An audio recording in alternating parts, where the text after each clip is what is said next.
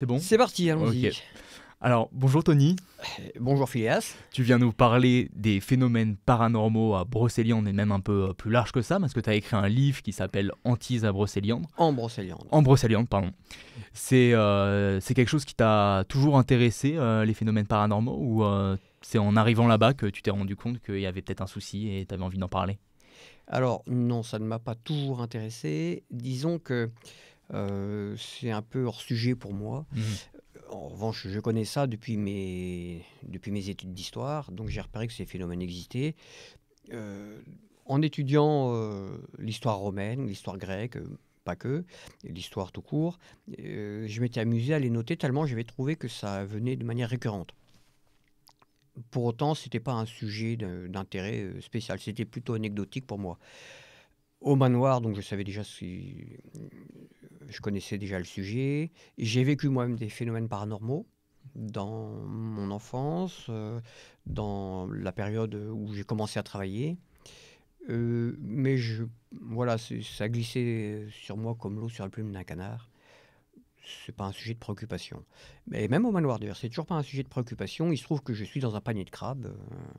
Alors je vais même dire que euh, pendant un certain temps, j'ai fui ça Mhm. du plus loin que je pouvais. Donc c'est paradoxal, c'est assez cocasse de me retrouver au milieu du panier de crabes aujourd'hui.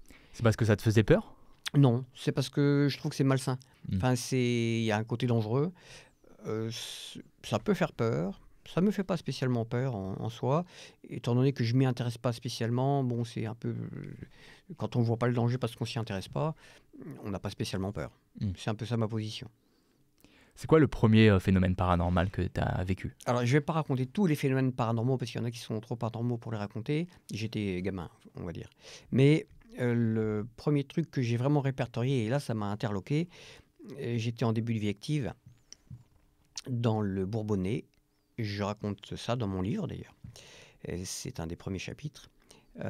J'étais dans un château qui était hanté. Enfin, il y avait un château et 250 hectares de terre entourant le château. Ça avait été un centre de spiritisme et moi je ne le savais pas du tout. Et 3 mois après mon arrivée, j'étais seul. Et je me suis fait appeler plusieurs fois la nuit en plein orage, mais je pensais qu'il y avait les propriétaires. Donc j'avais pensé que les vaches et les chevaux avaient rompu les clôtures et qu'il fallait courir après les animaux sous un orage de plaine, donc c'est un peu dangereux en plus. Et 3 fois, le fantôme m'a fait sortir en hurlant mon nom, mon prénom, en bas dans la cour du château. Et donc je me suis levé, je suis sorti. Il s'avère qu'il n'y avait rien du tout. Mhm. Mais moi, je ne l'ai su que la troisième fois.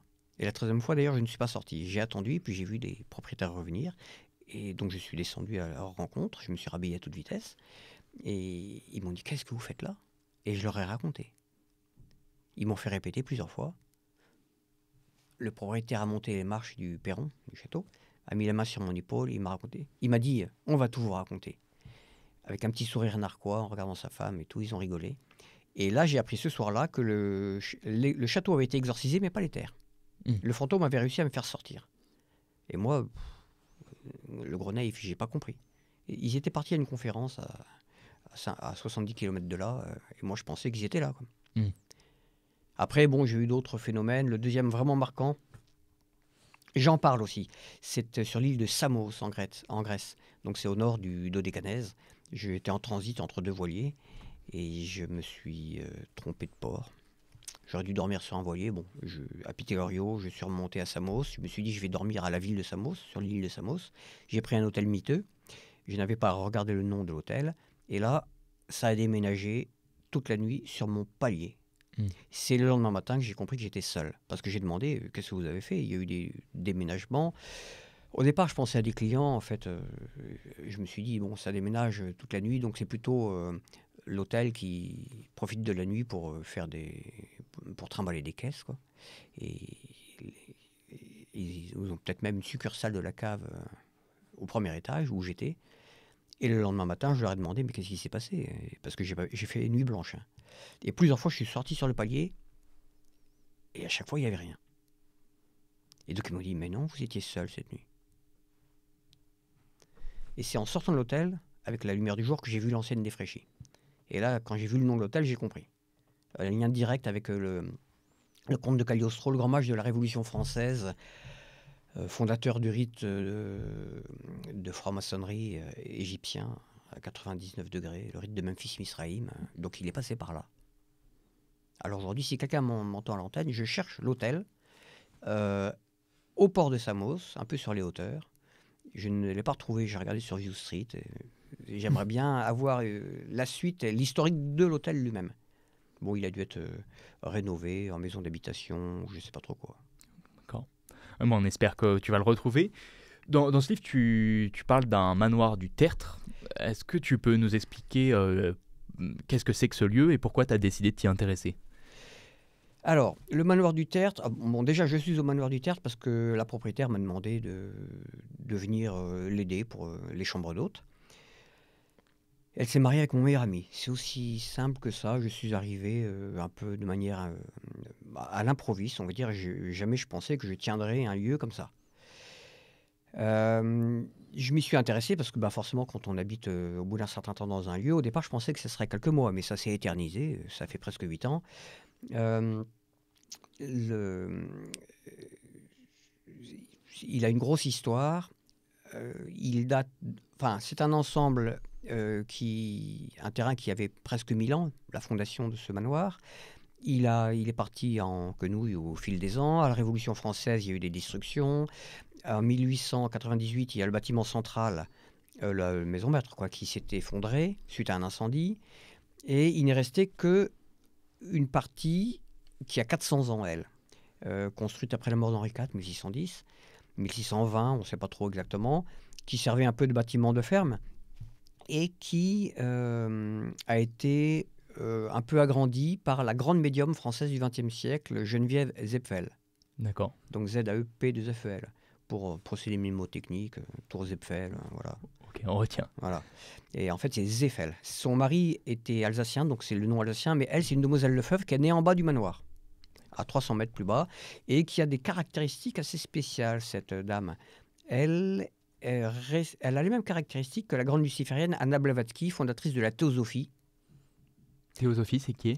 Alors la théosophie, c'est une secte qui a donné l'anthroposophie, avec Rudolf Steiner, un dissident. Il a repris la même doctrine, mais il l'a arrangé pour que ça passe chez les chrétiens. Et ça a donné, par exemple, un pape. Et on a eu un pape qui n'était pas spécialement catholique, même si c'est un pape un peu superstar et très sympa. C'est Jean-Paul II. Il était anthroposophe. Il n'a jamais renié son passé anthroposophe. Son maître à penser, c'est un Polonais, Mieczysław Kostrasik, anthroposophe. Alors il faut savoir que alors j'ai été dans la secte sans être sectaire, mais j'étais à côté de Rennes-le-Château dans cette secte-là pour faire de la biodynamie et m'occuper de chevaux. Parce que j'ai eu quelques années comme cavalier de métier. D'accord. Et j'ai commencé là. Et je me suis aperçu que j'étais dans une secte luciférienne. Ils vénèrent Lucifer. Et au bout de 3 mois, ils m'ont demandé de le vénérer. Bon, j'ai pris la tangente, tout simplement. Mais ça, alors la propriétaire, Geneviève, donc l'héritière, qui est née en bas, grandie au manoir, qui est devenue héritière, elle avait les mêmes caractéristiques de naissance que la fameuse Elena Petrovna Blavatsky, qui a fondé la théosophie, donc qui est un peu l'ancêtre du New Age.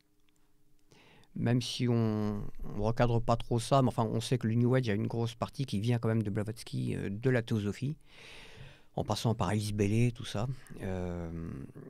Et donc, elle voyait des esprits depuis qu'elle était petite. D'ailleurs, les gens un peu âgés ou souffroteux évitaient de la croiser parce qu'elle leur disait « Toi, papy, tu vas calancher dans pas longtemps. » Et ça se passait toujours. Elle le voyait au manoir, ça. Alors, aussi bien Blavatsky que Geneviève avaient ce genre de propos. Donc, on les évitait un peu, des fois, qu'elles nous sortent la mauvaise nouvelle. Dans 3 mois, t'es mort. Donc, et alors, communication avec les esprits, ses parents la voyaient prédire à la petite semaine ce qui allait se passer. Et à chaque fois, ça se passait. Ensuite, elle a hérité. Elle s'est mariée. Elle est devenue Zepfel, de son nom de femme mariée. Elle a ouvert un centre spiritualiste, pour ne pas dire spirit. C'est une guerre sémantique. Hein. Et elle enseignait le spiritisme. Elle disait que même on va dire la substance du catholicisme, c'était le spiritisme. Non, c'est incompatible. C'est pas grave, mais elle le disait quand même. Elle a enseigné ça. Ensuite, elle donnait des consultations privées, aussi bien à Paris qu'à Paimpont. À Paris, elle donnait des conférences à droite à gauche, dans les grandes salles parisiennes, donc Pleyel, Gaveau, Salvagram, la Mutualité, enfin partout. Elle était très très connue. Elle a été accusée de nazisme parce qu'effectivement, elle a ménagé la chèvre et le chou pendant la guerre. Bon, elle a prophétisé la défaite des Français, c'est pas très difficile. Mais pour quelqu'un qui n'a aucune instruction, qui n'a pas fait de géopolitique et qui n'a pas d'études, elle a juste le certificat d'études. Ça s'arrête là. Ça veut dire que la science qu'elle a enseignée, donc elle a enseigné le spiritisme, elle n'a jamais été contredite par les grands, les classiques, hein, les vieux du truc, qui auraient pu dire, bah, la brave Geneviève, elle s'aventure sur un terrain qu'elle ne maîtrise pas. Personne ne l'a jamais mis en défaut sur ce qu'elle racontait sur le sujet. Et pourtant, elle n'a pas eu de maître. Elle n'a pas appris ça à l'école, elle n'a pas lu, elle n'avait pas de bibliothèque spécialement fournie qu'elle lisait. Elle aurait pu faire sa science elle-même. Pas du tout. Donc tout lui était infusé. Donc c'est ces fameux guides spirituels. Alors ça commence d'ailleurs avec un vieillard qu'elle voit dans l'escalier qui menait à sa chambre. Elle est enfant à l'époque. Elle doit avoir 7 ans, quelque chose comme ça. Alors, c'est pas au manoir, c'est une ferme un peu plus bas. Et le vieillard lui dit que sa santé va lui être retirée jusqu'à ses 20 ans, tout ça, que ça lui sera redonné, il lui prédit un peu son avenir. Ensuite, à l'adolescence, ça doit être vers 18 ans, elle voit lui apparaître Saint Judicaël, qui lui dit: tout ce que tu apprendras, tu le tiendras de moi. Tu n'apprendras rien des hommes. Alors ça va se réaliser parce qu'elle ne fait pas d'études. Et elle en sait une tonne, qu'elle enseigne d'ailleurs à Paris, et elle fait école. Alors qu'est-ce qu'elle va enseigner? Des hérésies par rapport à la doctrine catholique. C'est curieux parce qu'un saint de l'Église catholique, Saint Judicaël, qui tient son titre de saint de sa vie vertueuse, bien sûr, mais aussi de sa doctrine catholique. Il n'a jamais prêché d'hérésie, sinon il n'aurait pas été déclaré saint, va lui enseigner, par exemple, la réincarnation. Alors, quand on prend un scénario pour apparaître aux hommes, et qu'on le viole, mais ouvertement, on peut quand même se poser des questions, quoi. C'est pas crédible. On n'a pas besoin d'être croyant, attention. Hein. On peut être parfaitement anti-chrétien, pour chrétien, ou neutre totalement, mais c'est les éléments d'un puzzle qui ne s'imbriquent pas, tout simplement. Mmh. Et c'est ce qui se passe. Et Geneviève, on lui fait la réflexion, bien sûr. Sa marraine, notamment, lui fait la réflexion.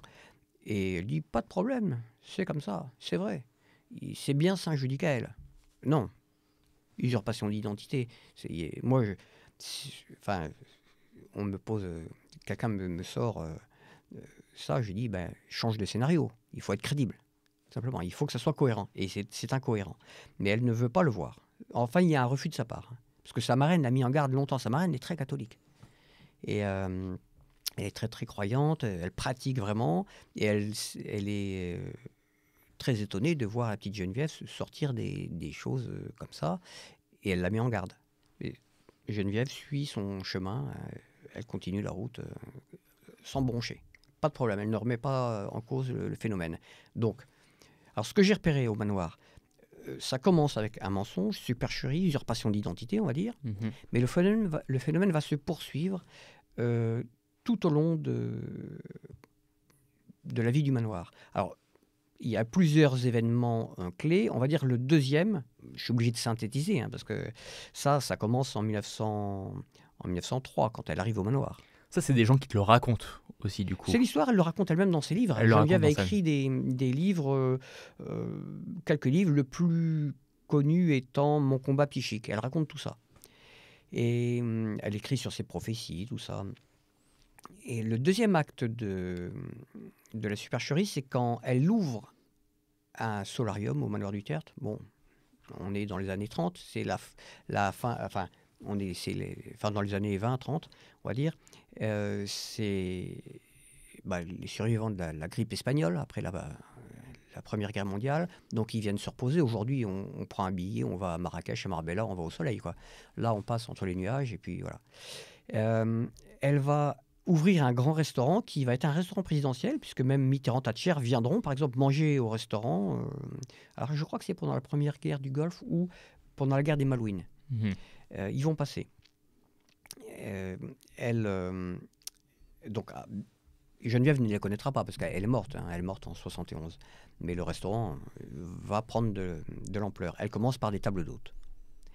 Et elle fait venir une cuisinière, Madame Plantard, qui a un fils de 15 ans, à peu près dans les années 1935. Il est orphelin de père. Il n'y a que sa mère. Et Geneviève le prend en affection, décide de l'initier, de le former. Alors, avec lui, il se passe un truc très très sympa, on va dire. Elle va faire une longue initiation. Il va fréquenter les milieux spirites, les milieux un peu, on dirait perchés aujourd'hui. Et l'initiation va porter ses fruits en 56, quand Pierre Plantard décide de fonder une association qu'il appelle le Prieuré de Sion. D'accord. Association à but non lucratif, qui est censée, le Prieuré de Sion, être la manifestation visible d'un ordre très ancien, fondé en 1099, à la fin de la première croisade, par Godefroy de Bouillon, censé protéger la lignée du roi de France, mérovingien issu du Christ et de Marie-Madeleine, qui n'ont pas eu d'enfants, mais c'est pas grave. Et alors tout ça, ça vient des évangiles apocryphes, notamment Philippe, tout ça. Et alors Pierre Plantard, le fils de la cuisinière de Geneviève, se dit descendant des rois de France, mérovingiens, issu du Christ et de Marie-Madeleine. Il se dit aussi donc à ce titre-là grand monarque. C'est la fameuse prophétie du grand monarque qui s'étale sur des siècles, mais qui prennent beaucoup d'ampleur après la Révolution française, après la mort de Louis XVI. Donc alors il est fils de Dieu, grand monarque. D'ailleurs, il s'appelle Plantard, il n'est pas noble, il n'a pas de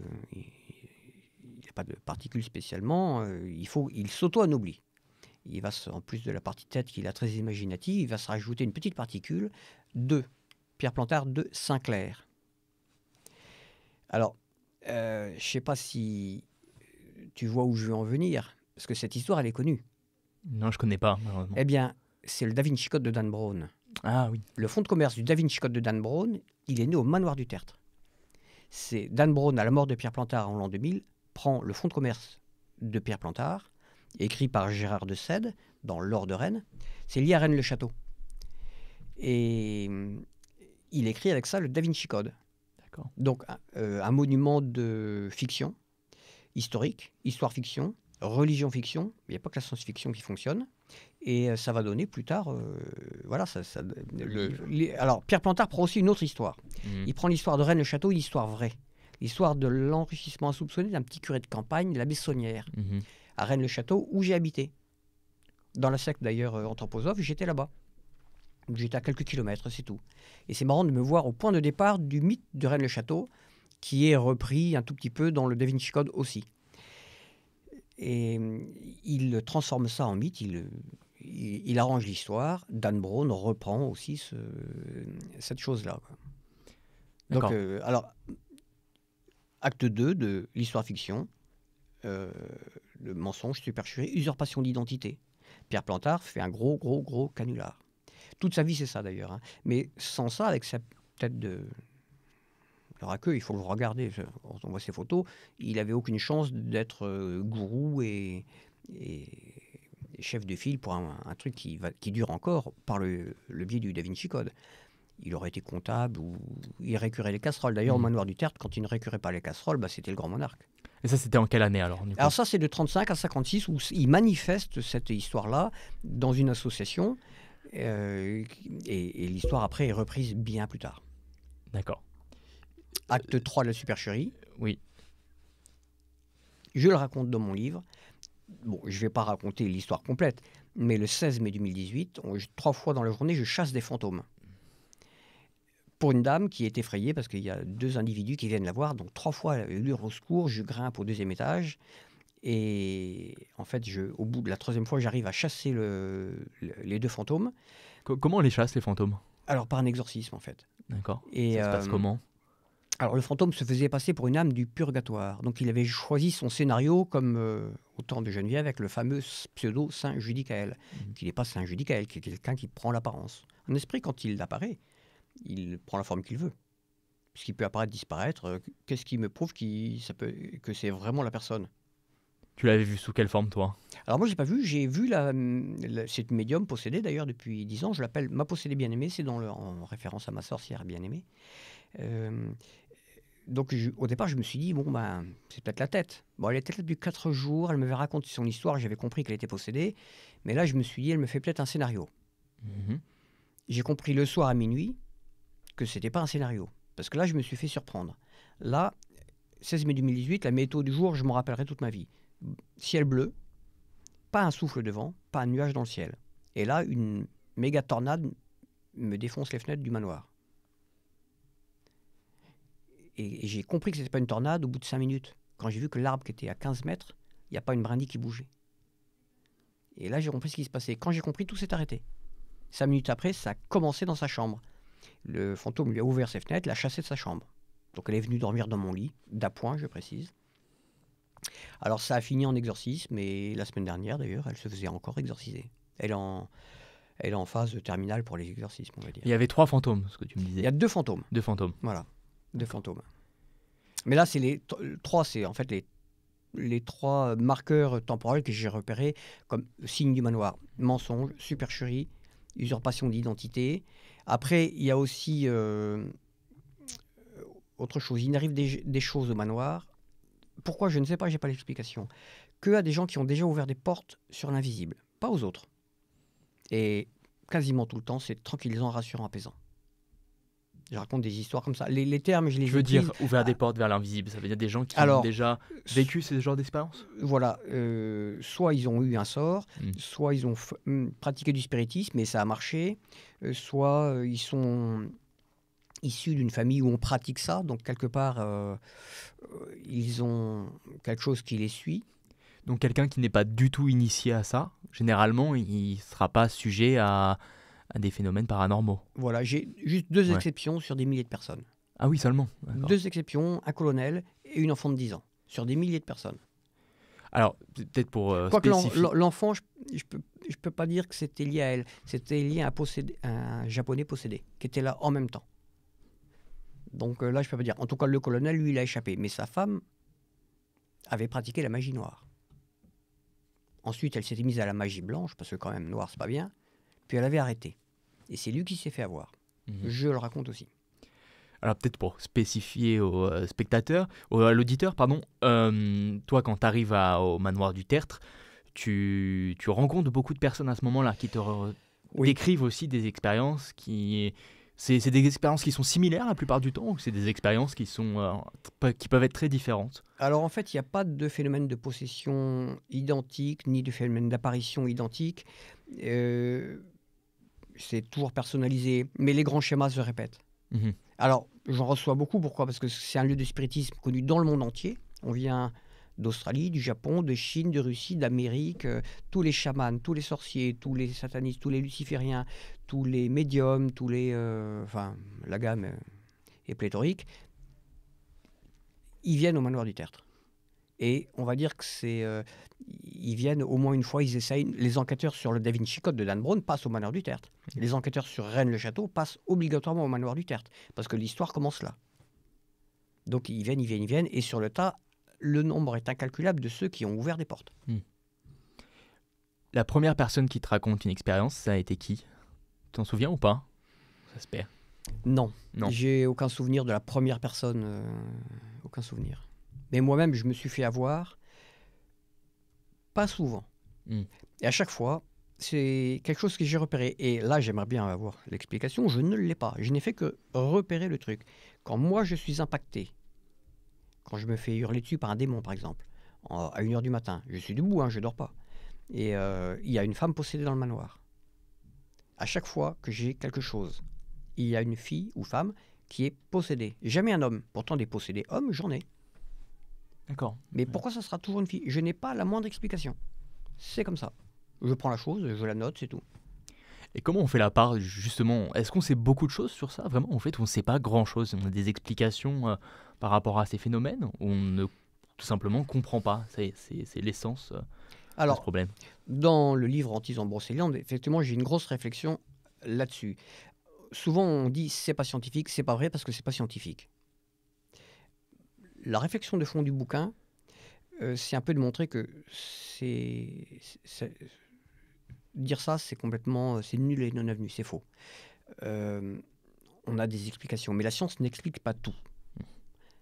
Le- la science est calibrée pour un objet d'étude, pas pour un autre. Il y a des phénomènes qui échappent à la science, soit on les accepte, soit on les refuse. Mais invoquer la science en disant c'est pas vrai, on n'a pas d'explication donc c'est faux, c'est c'est ne pas comprendre la nature et la portée de la méthode scientifique, tout simplement. Donc ça, bon, je vais pas, c'est une longue réflexion philosophique, hein. On étudie ça en sciences, par exemple, en épistémologie, tout ça. Euh, pour ce qui arrive aux personnes du manoir, la plupart du temps, j'ai des explications. C'est quoi? Ben, ils ont ouvert, ils ont testé le spiritisme. Ils ont fait notamment de la planche Ouija. C'est très connu. C'est Mais quoi ça? la planche Ouija, Ouija, c'est quelque chose qui existe depuis le 19e siècle, on va dire, et qui fait énormément de dégâts à tel point qu'en France, sa vente, bien avant qu'on puisse acheter par Internet, il y a peut-être 50 ou 60 ans, avait été interdite. Ça a fait des morts, ça a fait des gens à vie en hôpital psychiatrique, ça a fait des incendies, ça a fait des traumatismes. Alors aujourd'hui, on se la procure partout, bien sûr, mais pendant longtemps, elle avait été interdite de vente parce qu'elle est dangereuse. Alors que les tables, les verres, les autres moyens classiques de spiritisme font moins de dégâts. Pourquoi? Je ne sais pas. Alors qu'ils sont plus anciens pourtant. D'accord. Et donc pour moi, c'est une explication. Des gens font parfois du spiritisme, ils n'ont pas de séquelles, ou alors ça arrive 10, 20 ans après. Quand ça ne marche pas, bon, ils n'ont pas de séquelles du tout, mais quand ça marche, ils peuvent avoir des séquelles très longtemps après. Parfois, c'est immédiat. Une séance de spiritisme, c'est l'hôpital psychiatrique tout de suite. Alors qu'il n'y avait pas d'antécédents familiaux. Ça, je l'ai vu, ça. J'ai sauvé une possédée l'année dernière. Donc toi, tu déconseillerais de faire du spiritisme, par exemple? Alors, je déconseille d'une manière absolue. Je comprends qu'on s'intéresse à ça. C'est la curiosité, tout simplement. Si on ne peut pas résister à la tentation, au pire, je dirais, ce qu'il faut faire, bon, regarder, mais ne pas participer. Et j'ai connu une fille qui est morte, je ne le raconte pas dans le livre, parce qu'elle a cédé aux membres de la secte dans laquelle elle était. Elle a cédé, elle ne voulait pas participer à une séance de spiritisme. Elle a cédé. Le diable s'attaque aux plus faibles, elle avait peur. Elle en est morte. C'est la seule qui a eu un impact. Elle en est morte. Très rapidement d'ailleurs. Quelqu'un de fort. Je connais un... Bon, il est croque-mort, je ne raconte pas cette histoire-là non plus. Un Belge. Bon, il est très costaud, donc il est typé sur lui, un peu gothique extrême, au niveau de ses habillements, tout ça. Il s'est pris une fois une gifle monumentale pendant une séance de spiritisme. Il avait engulé le fantôme qui ne bougeait pas. Et là, il a dû s'asseoir 20 minutes, complètement estourbi. Mais il a continué après. Hein. Il ne s'est pas démonté. Le temps de récupérer de sa baffe, et tout le monde l'a entendu. Ça, c'est des cas... Tout le monde a entendu la baffe. Ah, tout le monde. Et un claque monumental. Et lui, il avait pas de marque sur la joue, mais il était tellement sonné qu'il a dû s'asseoir. Incroyable.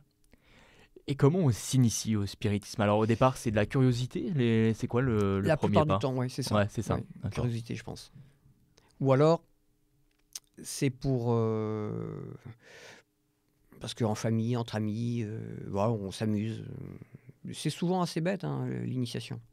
Mais bon, à la base, il restera quand même la curiosité. Si on n'est pas curieux de ça, on ne teste pas. Après, il y a des gens qui sont curieux de ça, mais qui ont peur.